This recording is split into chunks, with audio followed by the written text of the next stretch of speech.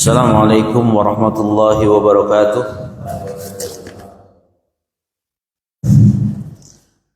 Bismillahirrahmanirrahim.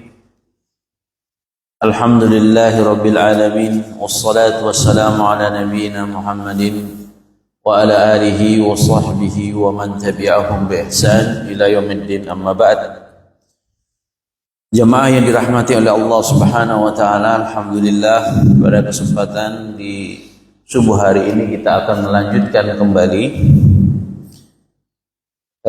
tentang apa yang disampaikan oleh Ibnu Qayyim Al-Jauziyah untuk melihat 4 macam manusia ketika berhadapan dengan petunjuk Allah Subhanahu wa taala. Kita akan masuk kepada golongan yang kedua, al-qismus tsani, man raddahu zahiran wa batinan wa kafara bihi wa lam yarfa' bihi ra'san, wa haula aidan naw'ani. Golongan yang kedua berhadapan dengan petunjuk Allah Subhanahu wa taala adalah orang yang menolak petunjuk lahir dan batin serta mengkufuri petunjuk tersebut dan tidak sama sekali memberikan perhatian kepada petunjuk tersebut. Dan ini ada 2 jenis atau 2 macam. Ahaduhuma arrafahu wa tayaqqana sihhatahu wa annahu haqqun, yaitu dia tahu itu adalah petunjuk dan dia yakin kebenaran petunjuk tersebut adalah al-haq, walakin hamalahul hasadu wal kibru wa hubbur riasati wal mulki wat taqaddumi baina qaumihi ala jahdihi wa daf'ihi ba'da al-basirati wal yaqin.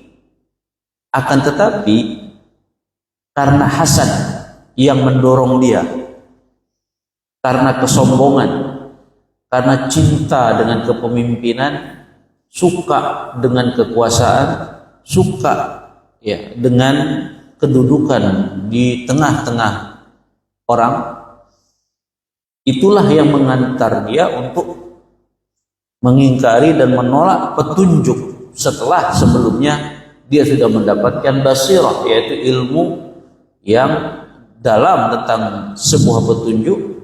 Dan bahkan setelah dia yakin terhadap petunjuk tersebut, namun karena hasad, karena kesombongan, karena cinta kepemimpinan, kekuasaan, kedudukan di tengah kaum mereka, itulah yang membuat dia untuk menjadi mengingkari dan menolak petunjuk itu. Ini macam yang pertama. Kemudian yang kedua, atba'u haula'i alladzina yaqulun haula'u sadatuna wa kubara'una. Nah, macam yang kedua adalah para pengikut pemimpin dan pembesar-pembesar kesesatan. Nah, ini pengikutnya. Jadi para pengikut kesesatan, siapa? Mengikuti para pemimpin dan pembesar-pembesar kesesatan. Ini pengikut. Sehingga para pengikut ini mengatakan, pemimpin itu adalah pemimpin kami, dia itu adalah pembesar kami, wa hum a'lamu minna bima yaqbalunahu wa ma yardunahu. Karena para pemimpin dan pembesar kami itu lebih tahu daripada kami apa yang harus mereka terima, apa yang harus mereka tolak. Walana uswatun bihim, dan kami hanya yang mencontoh mereka, kami hanya mengikuti mereka. Wala narghabu anfusina an anfusihim, dan kami tidak mau menyelisihi pemimpin dan pembesar-pembesar kami tidak mau mendahului mereka karena mereka lebih tahu daripada kami. Apa yang harus mereka terima, apa yang harus mereka tolak, mereka lebih tahu daripada kami. Makanya kami ikut mereka saja. Walau kana haqqan lakanuhum ahlihi wa aula biqabulihi. Karena apa? Seandainya kalau itu dianggap sebuah kebenaran, pastilah pemimpin, pastilah pembesar-pembesar kami lebih berhak mengikuti kebenaran itu, lebih berhak dia untuk menerima kebenaran itu. Tetapi karena pemimpin dan pembesar kami itu tidak mengikuti kebenaran yang kamu anggap, maka kami tidak mengikuti. Nah, ya gitu ya. Pokok patokannya adalah pemimpin dan pembesar kami. Itu menjadi standar kami. Kalau dia benar maka benar. Kalau dia mengatakan salah maka salah. Inilah para pengikut kesesatan. Wa haula bimanzilatid dawab wal an'am yusaquna haitsu yasuquhum ra'ihim. Nah, para pengikut kesesatan ini itu seperti permisalan kedudukannya seperti binatang, seperti hewan ternak yang dia hanya digiring oleh para pengembalanya untuk di mana saja ditarik hidungnya, disitulah dia ikut. Nah, inilah gambaran orang para pengikut pemimpin-pemimpin sesat dan pembesar-pembesar sesat. Dia seperti hewan ternak, binatang yang digiring oleh pengembalanya, di mana saja dia ikut tanpa dia memperhatikan mana yang hak, mana yang benar. Al-qismus salisu, sekarang golongan yang ketiga. Alladzina qabalu ma jaa bihi rasul wa amanu bihi zahiran wa jahaduhu wa kafaru bihi batinan wa humul munafiqun alladzi duriba lahum hadzal masalan bimustawqidin nar wa bisayyibi wa hum aidan naw'an. Jenis yang ketiga adalah orang yang menerima apa saja yang dibawa oleh Rasulullah SAW dan mengimaninya lahir secara lahiriah, tetapi mereka menolaknya dan kufur secara batin. Siapa mereka? Munafik. Orang munafik. Apa yang dibawa Rasulullah mereka terima secara lahiriah. Mereka mengimani, menampakkan keimanannya secara lahiriah, tetapi hati mereka mengingkari dan menolak. Nah, ini mereka adalah orang-orang munafik. Ini golongan yang ketiga terhadap petunjuk Allah Subhanahu wa taala. Sehingga Allah Subhanahu wa taala wa duriba lahum hadani al-masalani. Allah memberikan perumpamaan kepada dua orang ini. Yang pertama adalah bimustawqidin nar, seperti orang yang menyalakan api. Yang kedua wa bisayyib, seperti ya hujan yang deras. Wahum aidan nau'an, dan mereka ini juga dua macam. Jadi jenis munafik golongan ketiga ini ada dua macam. Ahaduhuma, yang pertama, man absara thumma amiyah. Orang yang dia sudah melihat sebuah kebenaran lalu kemudian dia buta dengan kebenaran itu. Wa alima thumma jahilan. Nah, yang kedua, dia sudah mengilmui sebuah petunjuk, kemudian dia bodoh dengan petunjuk itu. Wa aqarra thumma ankara. Kemudian dia pernah mengakui itu adalah petunjuk, kemudian dia ingkari. Kemudian wa amana thumma kafara. Dia pernah beriman terhadap petunjuk tersebut, tapi kemudian dia mengingkarinya, dia mengkufuri petunjuk tersebut. Fahaula, siapa mereka? Ru'usu ahli nifaq. Mereka adalah para pembesar dan pemimpin munafik. Nah, inilah para pembesar dan para pemimpin munafik. Wasadatuhum wa a'immatuhum, dan imam-imam mereka dan orang-orang yang semisal mereka. Wa masaluhum, dan jenis orang yang seperti ini masalu mastauqadan nar, man istauqadan nar, seperti orang yang menghidupkan api. Nah, jadi perumpamaan macam orang ini seperti orang yang menghidupkan api, kan terang Pak, betul kan? Summa hasala ba'daha ala zulmah, tapi setelah itu ya menjadi gelap, dipadamkan apinya jadi gelap kembali. Nah, inilah gambaran tokoh-tokoh pembesar, pemimpin-pemimpin munafik. Sudah melihat petunjuk lalu buta, sudah mengetahui petunjuk lalu ya pura-pura bodoh, sudah membenarkan petunjuk diingkari, sudah mengimani petunjuk dikufuri. Nah, inilah para pemimpin-pemimpin munafik. Makanya dia seperti manistauqada nara, orang yang menghidupkan api tapi setelah itu dia padamkan, berada lagi dalam kegelapan gitu. An-naw'usani, kemudian yang kedua, macam yang kedua, du'afa'ul basairi, orang-orang yang lemah pandangan hatinya. Orang-orang yang lemah pandangan hatinya. Siapa mereka? Alladzina a'sha basairahum daw'ul barqi. Mereka ini adalah orang-orang yang disilaukan pandangan mereka itu dengan kilatan petir. Jadi mereka ini adalah orang-orang yang tersilaukan pandangan hatinya dengan kilauan petir.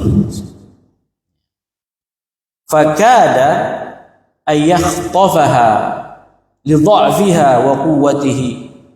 Hampir-hampir saja cahaya petir itu memadamkan pandangan hatinya karena lemah sekali pandangan hatinya terhadap sebuah petunjuk, dan begitu kuatnya cahaya silauan petir itu. Wa asamma adhanahum sautur ra'di. Kemudian kemudian suara petir hampir-hampir saja ya memekakan telinga-telinga mereka. Fahum yaj'aluna asabi'ahum fi adhanihim minas sawa'iq. Dan orang ini ya meletakkan jari jemari tangannya untuk menutupi telinganya ketika terdengar suara petir tadi. Nah, ini masih perumpamaan-perumpamaannya. Wala yaqrubuna min sima'il qur'ani wal imani. Nah, orang-orang ini yang lemah pandangan hatinya ini tidak mau mendengar, tidak mau mendekat untuk mendengar Al-Quran, tidak mau mendekat untuk mendengar sebuah keimanan. Bal yahrubuna minhu, bahkan mereka menjauh dari untuk mendengar Al-Quran. Mereka menjauh untuk mendengar sebuah keimanan. Wa yakunu haluhum halam man yasma'u ra'da syadid. Nah, orang ini seperti orang yang mendengar suara petir yang keras. Famin syiddati khaufihi minhu yaj'alu asabi'ahu fi udhunayhi. Sehingga saking takutnya dia mendengar suara petir yang keras, lalu dia meletakkan jari jemari tangannya, dia tutupkan telinganya. Nah, gitu ya, dia tutupkan telinganya. Wa hadha halu katsirin min khufafish al-basair fi katsirin min nususil wahyi. Inilah keadaan orang-orang yang mata hatinya itu sudah buta ketika berhadapan dengan wahyu Allah. Nah, gambarannya begitu. Ketika berhadapan dengan wahyu Allah, seperti dia mendengar petir yang begitu nyaring memekakkan telinganya, dia tutup telinganya. Padahal yang didengar adalah wahyu Allah Subhanahu wa ta'ala. Tapi ketika dia mendengar wahyu Allah di hadapannya, seperti dia mendengar petir yang begitu keras, saking takutnya dia tutup telinganya. Nah, itu keadaan orang yang kedua ini. Ya. Wa idza waradat alaihi mukhalafatan lima talaqahu an ashabihi wa zawi madhhabihi, dan ketika wahyu Allah atau petunjuk itu datang kepada mereka, namun substansi wahyu itu menyelisihi apa yang dia ambil dari nenek moyangnya, atau wahyu atau petunjuk tersebut ya menyelisihi apa yang dia ambil dari orang-orang yang sejalan dengan mazhabnya, atau bertentangan ilmu yang dia ambil dari orang yang dia anggap baik kemampuannya. Wara'aha mukhalafatan lima indahu anhu, dan ketika dia melihat wahyu Allah Subhanahu wa taala itu bertentangan dengan ilmu yang dia dapat dari apa yang selama ini dia pahami, bertentangan dari orang-orang yang diambil ilmunya. Terus tahu nggak kondisi orang ini? Bukan dia mendekat dengan wahyu, haraba minan nususi wa kariha man yusmi'uhu iyaha.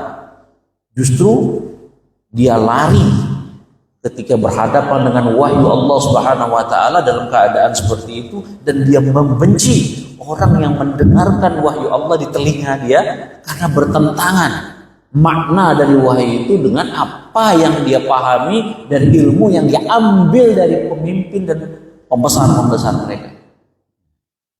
Walau amkanahu lasabda udhunaihi inda simaiha, dan seumpamanya kalau bisa dan memungkinkan ya, kalau ada orang yang mendengarkan wahyu Allah di telinga dia, kalau memungkinkan maka dia akan menutup telinga untuk mendengar dari wahyu tersebut. Wa yaqul, dan sambil berkata, da'na min hadhihi, tinggalkan kamu membacakan wahyu itu, jangan kamu baca lagi. Walau qadira la'aqaba ma yatluha, umpamanya kalau mungkin dia bisa, kalau ada orang membacakan nas-nas Allah di hadapan dia, dia akan menghukum orang yang membaca wahyu tersebut. Kenapa?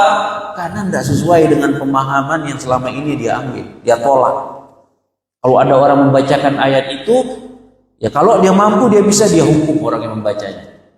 Kemudian kalau dia mampu, dia hukum orang yang menjaga ayat tersebut, orang yang menyebarkan ayat tersebut, orang yang mengajarkan ayat tersebut, ya kalau bisa dia hukum sama dia.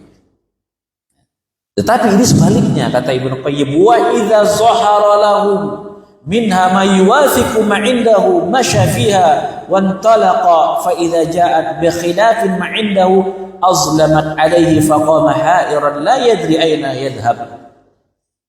Tetapi sebaliknya Pak, orang ini kalau seandainya ada wahyu Allah Subhanahu wa taala itu secara terang sesuai dengan pemikiran dia, wahyu itu sesuai dengan hawa nafsunya, ya, maka dia akan berjalan mengamalkan wahyu tersebut dan menerima wahyu tersebut. Tetapi kalau wahyu itu bertentangan dengan apa yang ada di pikirannya, bertentangan dengan apa yang ada di hatinya, wahyu itu menjadi gelap,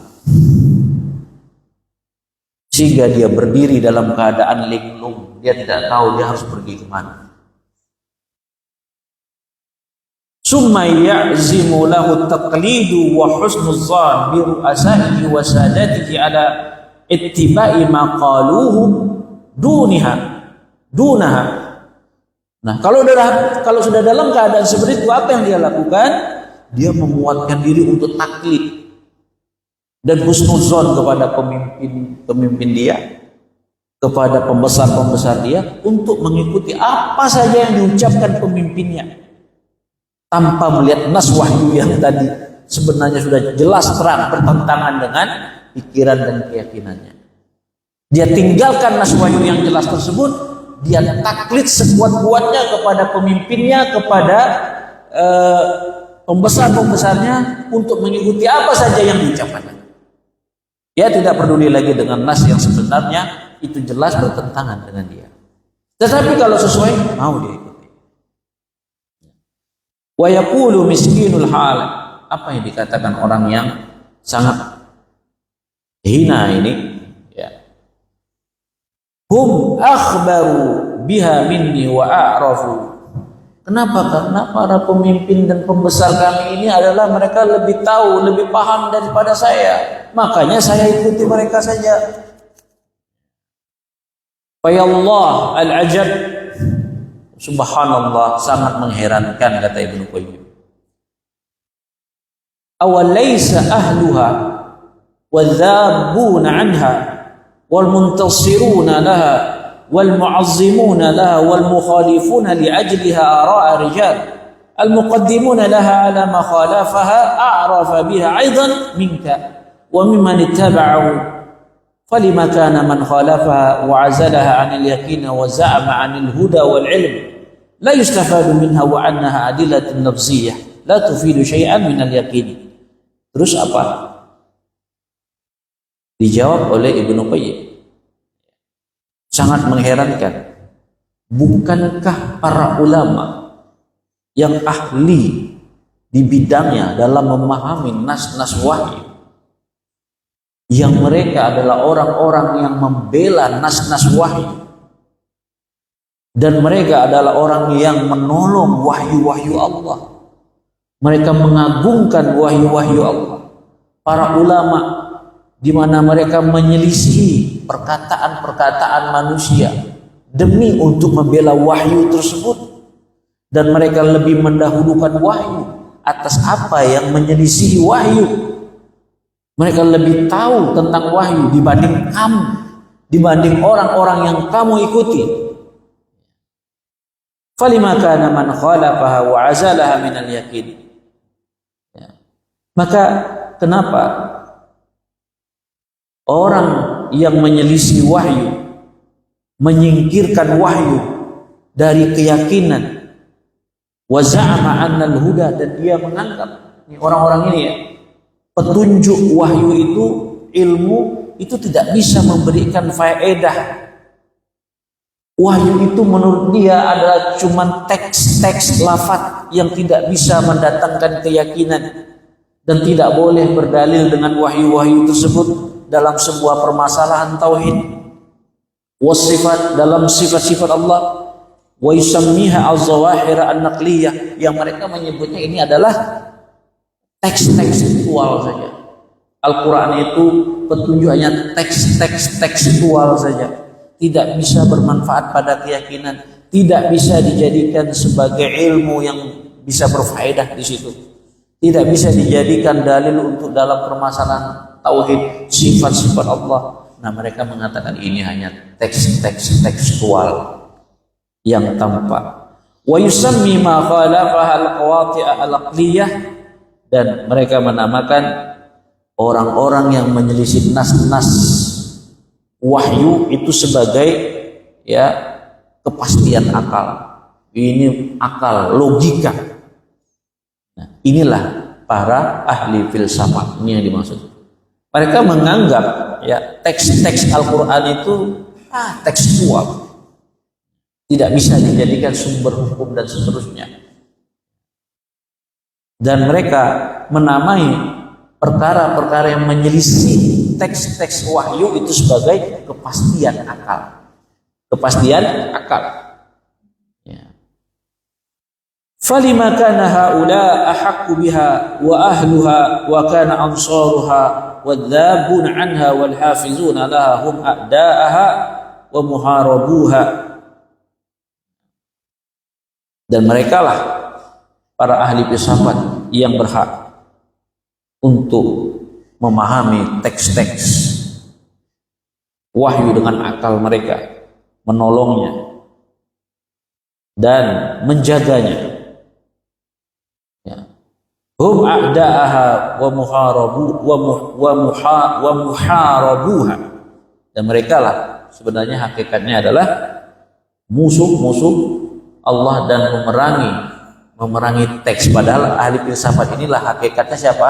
Mereka lah orang-orang yang menjadi musuh-musuh teks-teks Al-Quran, dan memerangi petunjuk teks-teks dari wahyu Al-Quran. Nah, itu filsafat. Walakinna hadza sunnatullah fi ahli al-batil annahum yu'aduna al-haqqa wa ahlahu wa yansibunahum ila mu'adatihi wa muharabatihi wal maqsudu anna haula'il munafiqin sinfan. Tetapi dengan sunnatullah, ahli batil, orang-orang yang berada dalam kebatilan itu senantiasa memusuhi al-haq, dan orang yang memegang al-haq, dan mereka menisbatkan orang-orang yang berada di atas al-haq itu dengan sesuatu musuh, sesuatu yang harus diperangi. Wal maksud, maksudnya di sini kata Ibnu Qayyim, mereka ini adalah para munafikin, ada dua macam. Ya. Golongan yang ketiga ini, munafikin ini dua macam. Yang pertama, a'immatun wasadatu yad'una ilan nar.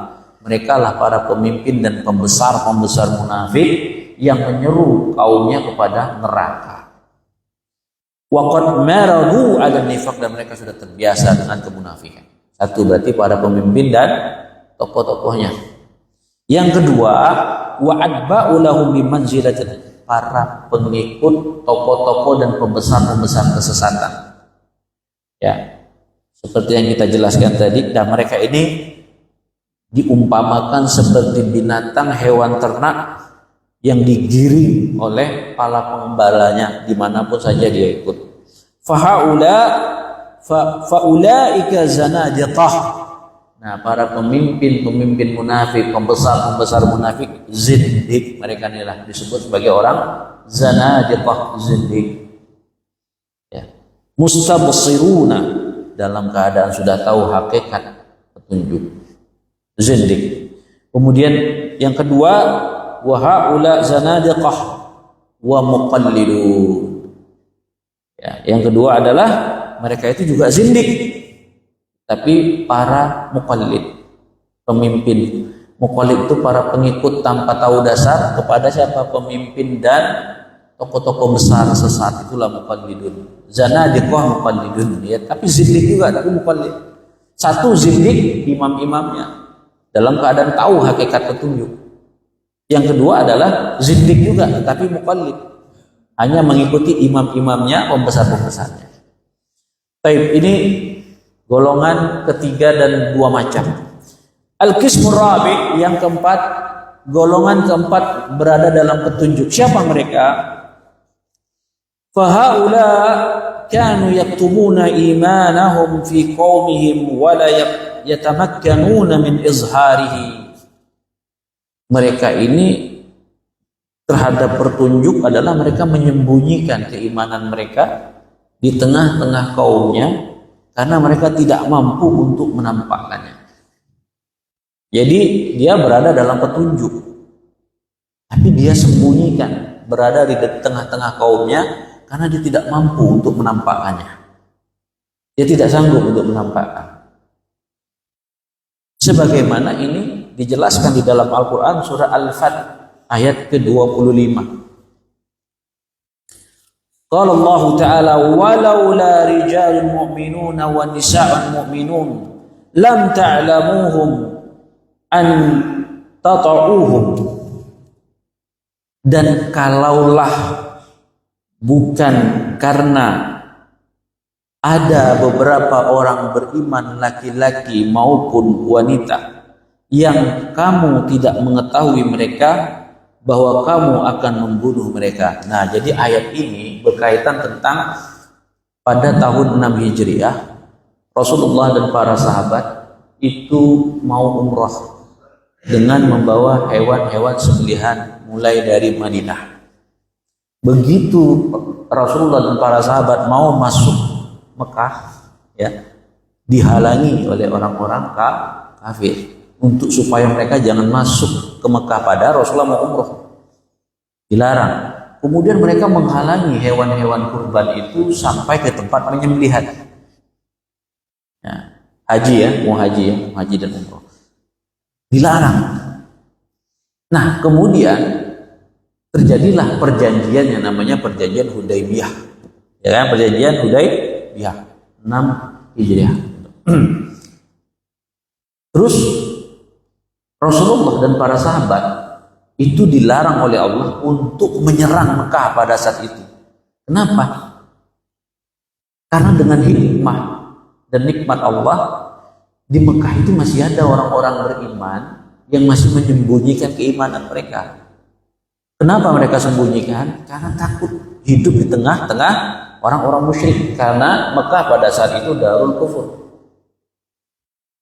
Kalau mereka serang, nanti saudaranya kaum muslimin akan terbunuh. Karena para sahabat tidak tahu pada saat itu membedakan mana yang muslim, mana yang enggak.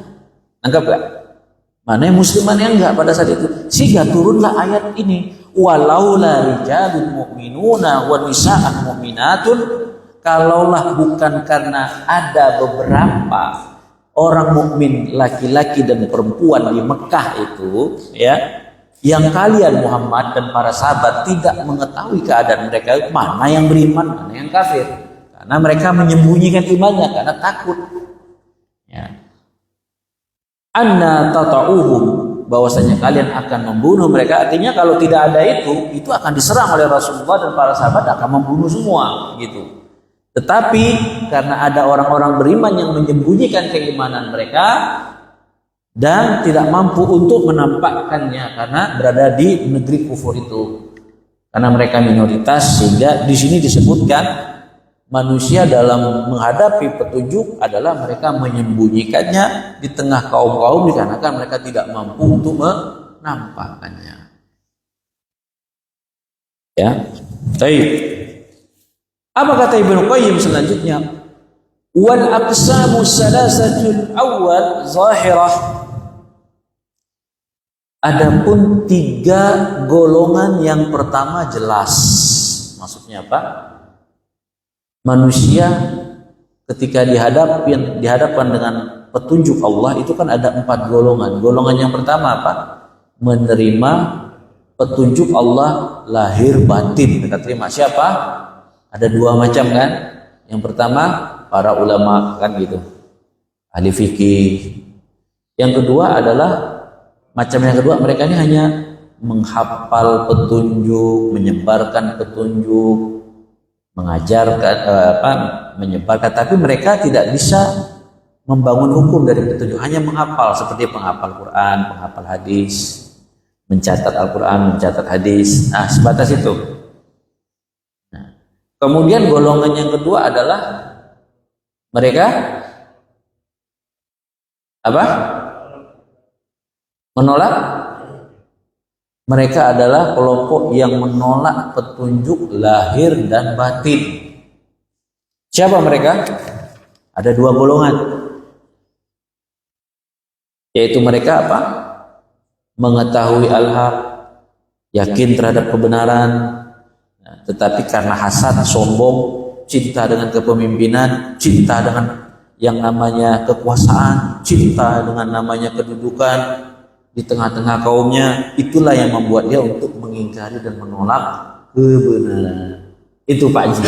Nah, ya, karena hasad, karena sombong, karena cinta dengan kepemimpinan, cinta dengan kekuasaan, kemudian kedudukan, itulah membuat dia menjadi mengingkari dan menolak, padahal sebelumnya dia sudah tahu tentang kebenaran itu secara sebenar-benarnya, dan bahkan bukan sampai di situ, dia sudah yakin. Itulah yang membuat dia mengingkari. Kemudian yang kedua adalah para pengikut pemimpin-pemimpin dan pembesar-pembesar yang sesat. Tidak peduli dia, seperti ya hewan ternak, kambing yang digembalakan oleh pengembalanya, itu dimanapun diikuti tanpa mau bertanya, mau belajar. Kemudian golongan yang ketiga adalah mereka menerima petunjuk ya secara lahiriah, tetapi batinnya mengingkari. Siapa mereka? Munafik. Dan ini ada 2 macam. Yang pertama adalah para pemimpin-pemimpin, pembesar-pembesar munafik yang disebut di sini sebagai zindik, dalam keadaan tahu kebenaran. Nah, gitu ya. Yang kedua adalah para pengikut, pengekor zindik juga, tapi muqallid, Ya, tapi mukhalif pengikut pemimpin dan pembesar-pembesar munafik. Ya. Sekarang yang keempat adalah mereka menerima petunjuk tapi menyembunyikan karena belum mampu untuk menampakkan, sebagaimana terdapat di dalam surah Al-Fat ayat 25. Wa an Abi Musa radhiyallahu anhu. Nah, kita akan bacakan hadis ya sahih riwayat Bukhari dalam Kitabul Kitabul Ijarah halaman apa ini? 2271.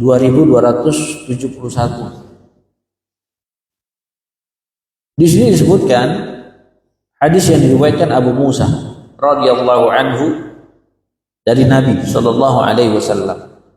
Rasulullah bersabda, "Masalul muslimina wal yahud wan nasara kamasali rajulin istajara qauman ya'maluna lahu 'amalan yawma ila al-layl ala ajrin ma'lumin."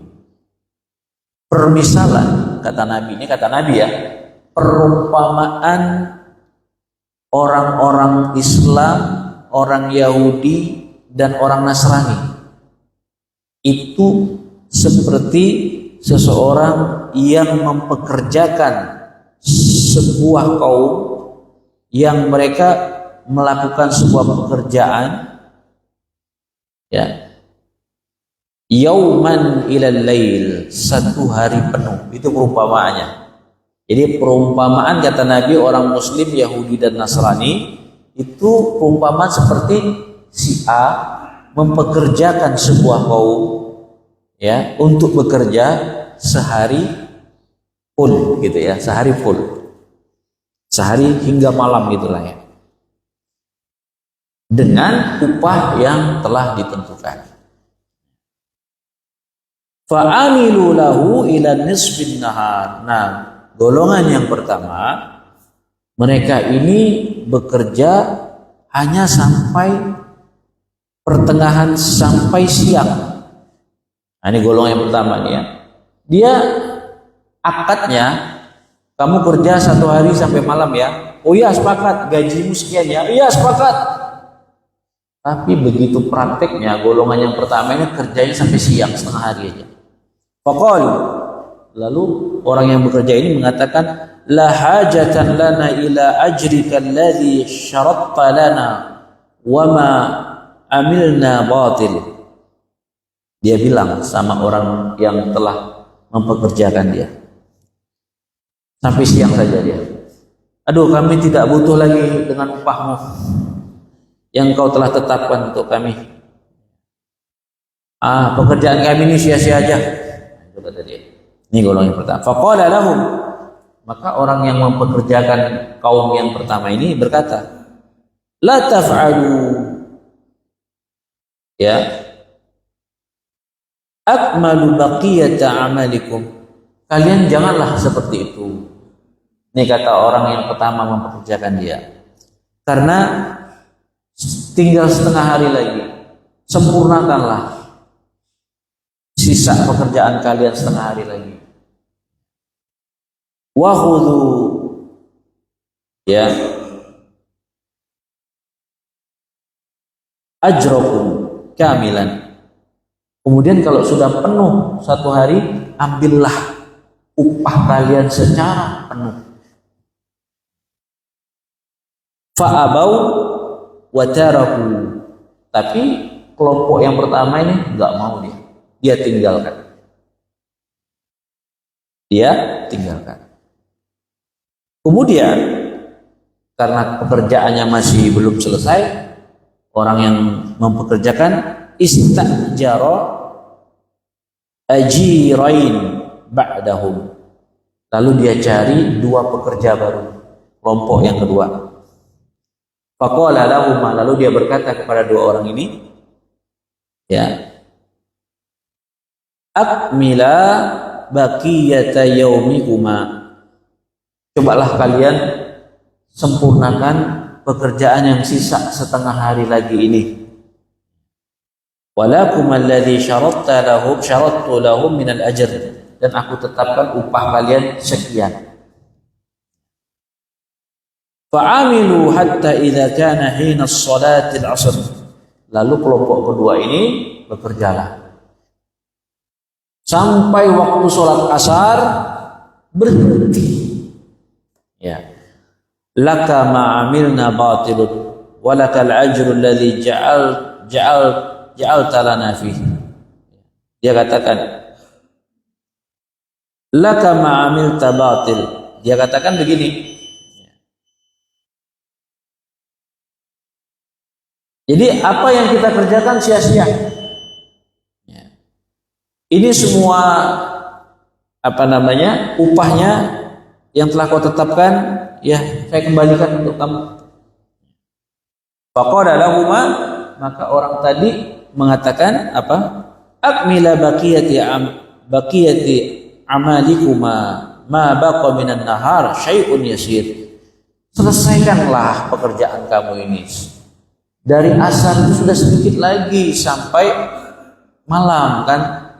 Selesaikan sedikit lagi. Fa'abaya, menolak dia. Akhirnya kan tidak putus asa orang yang mempekerjakan, wastajara qauman ayya'malu lahu baqiyati yaumihim. Lalu dia pekerjakan kelompok yang ketiga untuk bekerja ya sisa hari tersebut ya dari asar sampai selesai. Fadzalika fafa'alu baqiyati yaumihim hatta ghabat syams. Kemudian kelompok yang ketiga ini menyelesaikan pekerjaan yang ditinggalkan kelompok yang kedua sampai matahari terbenam, berarti sampai malam, masuk malam. Wastakmalu ajra al-fariqain. Nah, kelompok yang ketiga ini menyempurnakan dua kelompok yang meninggalkan pekerjaannya. Perjanjiannya dari pagi sampai malam, kelompok pertama sampai siang lari. Kelompok yang kedua janjinya sisa dari siang sampai malam, siang sampai asar, habis itu tidak mau lagi lari. Kelompok yang ketiga menyempurnakan dari asar sampai betul-betul selesai. Akhirnya kelompok yang ketiga mendapatkan upah dari kelompok pertama dan mendapatkan upah dari kelompok kedua. Itulah permisalan ma qabalu min hadzal nur. Itulah permisalan orang yang menerima cahaya petunjuk ini. Nah, maksudnya apa? Inilah gambaran yang pertama orang Yahudi suka ingkar janji. Ya, orang ya Yahudi ini suka ingkar janji. Itu perbandingan orang Muslim, Yahudi dan Nasrani. Sementara Nasrani ini orangnya hanya mau beramal tanpa tidak tahu bagaimana akibatnya. Nah, orang Muslim dia tepat janji. Nah, pahalanya umat Islam itu penyempurna dari agama-agama sebelumnya. Nah, jadi inilah perumpamaan orang yang menerima petunjuk daripada Allah Subhanahu wa taala, maka dia akan mendapatkan semua pahala-pahala yang lain. Intinya apa? Bahwa menerima atau qabul itu adalah bagian syarat diterimanya keislaman kita, diterimanya la ilaha illallah. Baik, saya kira sudah selesai. Kita akan lanjutkan di pertemuan yang akan datang. Subhanallahi wa bihamdika asyhadu an la ilaha illa anta astaghfiruka wa atubu ilaik. Assalamualaikum warahmatullahi wabarakatuh.